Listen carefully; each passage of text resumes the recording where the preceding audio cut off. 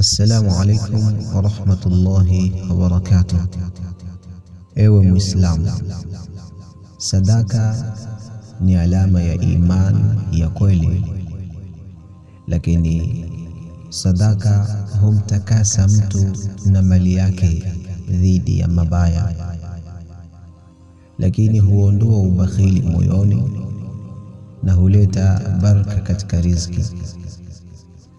Mwenye kutoa sadaka kwa ajili ya Allah subhanahu wa ta'ala hupata malipo makubwa duniani na akhera, lakini Allah subhanahu wa ta'ala humlinda na mabaya na humfungulia milango ya kheri.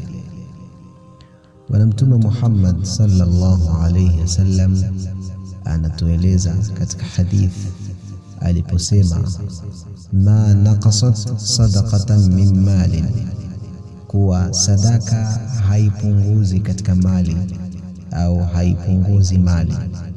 Hadithi hii amepokea al-Imam Muslim.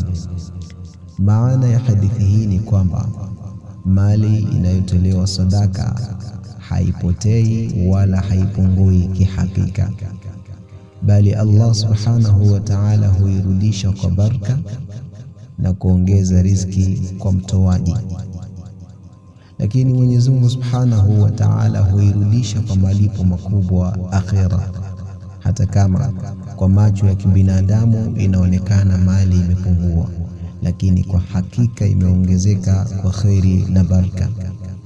Lakini hadithi hii inatufundisha kumwamini Mwenyezi Mungu subhanahu wa ta'ala na kuondoa hofu ya umaskini na kuwa tayari kuwasaidia wengine kwa mali tuliyopewa. Mwenyezi Mungu subhanahu wa ta'ala tujalie katika waja wake wema wenye kutoa mali zao kunufaisha wengine. Wassalamu alaikum wa rahmatullahi wa barakatuh.